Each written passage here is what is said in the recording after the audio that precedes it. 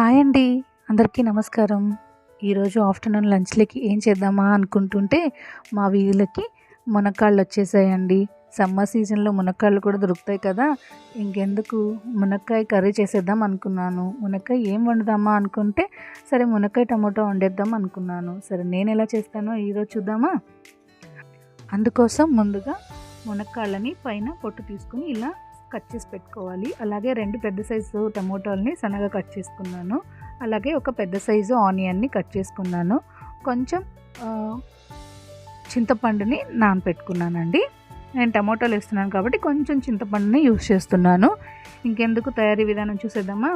Stove పైన పెనం పెట్టుకొని అందులో 1.5 టీ స్పూన్ ఆయిల్ తీసుకొని ఆయిల్ని వేడి చేసుకుందాం. ఆయిల్ వేడైన తర్వాత అందులో తాలింపు గింజలన్నీ వేసుకొని ఒకసారి ఫ్రై చేసుకుందామండి. తాలింపు గింజలన్నీ ఫ్రై అయిన తర్వాత అందులో కొంచెం కరివేపాకు అలాగే ఒక ఎండుమిరపకాయ తుంచి వేసుకున్నాను. ఇవి ఫ్రై అయిన తర్వాత ఇందులో సన్నగా కట్ చేసి ఉంచుకున్న ఆనియన్స్ని యాడ్ చేసుకొని బాగా ఒకసారి కలుపుకున్నాను. యాక్చువల్లీ మునక్కాయతో చాలా రకాలుగా చేసుకోవచ్చు అండి. మునక్కాయ కోడిగుడ్డు వేసి కూడా కర్రీ చేసుకోవచ్చు. అలాగే మునక్కాయ పాలు పోసి కూడా కూర వండుతారు.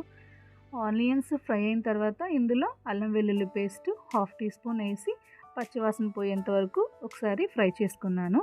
తర్వాత ఇందులో సన్నగా కట్ చేసి పెంచుకున్నాం కదండి టమోటాలని, అవి కూడా వేసేసుకొని ఒకసారి కలుపుకున్నాం.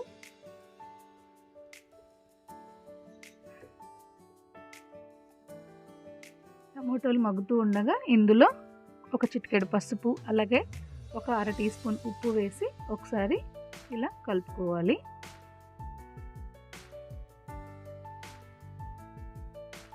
టమోటాలు హాఫ్ మగ్గిపోయాయి కదండి.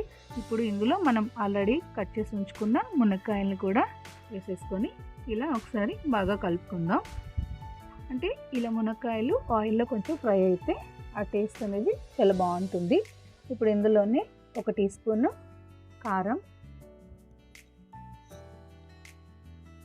అలాగే ఒక 1/2 టీ స్పూన్ ధనియాల పొడి వేసుకొని బాగా కలుపుకుందాం. మంటని మీడియం ఫ్లేమ్లో పెట్టుకుందామండి. చూడండి, ఇలా కింద మాడిపోకుండా బాగా కలుపుకోవాలి. అలాగే మనం చింతపండు నానబెట్టి ఉంచుకున్నాం కదండి, దాని నుంచి రసం తీసుకొని ఇందులో వేసుకొని ఒకసారి ఇలా బాగా కలుపుకోవాలి. ఇందులోనే ఒక టీ గ్లాసు వాటర్ యాడ్ చేసుకుందాం. మీకు గ్రేవీ కన్సిస్టెన్సీని బట్టి మీరు వాటర్ యాడ్ చేసుకోవచ్చు. ఇప్పుడు ఇందులో 1 టీ స్పూన్ సాల్ట్ వేసేసి మూత పెట్టుకొని ఒక 10 నిమిషాల పాటు ఉడకనిచ్చుకుందామండి. మూత తీసి చూసిన తర్వాత చూడండి, ఆయిల్ అంతా సపరేట్ అయ్యింది. దీన్ని ఒకసారి కలుపుకుందాం. అన్నట్టు మా ఫ్యామిలీలో చాలామందికి ఈ మునక్కాయలు అంటే చాలా ఇష్టం అండి.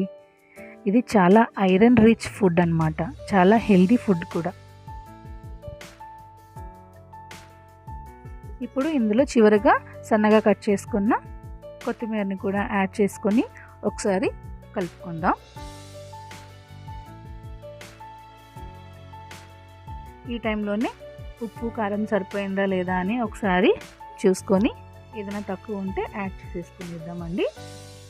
అంతేనండి, ఎంతో టేస్టీగా ఉండి మునక్కాడ టమోటా కర్రీ రెడీ అయిపోయినట్టే. దీన్ని వేడి వేడి అన్నంలోకి సర్వ్ చేసుకున్నాను. అంతేనండి, నా స్టైల్లో నేను చేసే మునక్కాడ టమోటా కర్రీ. ఈ వీడియో మీకు నచ్చితే ప్లీజ్ లైక్ చేయండి, మా ఛానల్ని సబ్స్క్రైబ్ చేసుకోండి. మరొక ఇంట్రెస్టింగ్ వీడియోలో మళ్ళీ కలుద్దాం. Thanks for watching. Bye bye.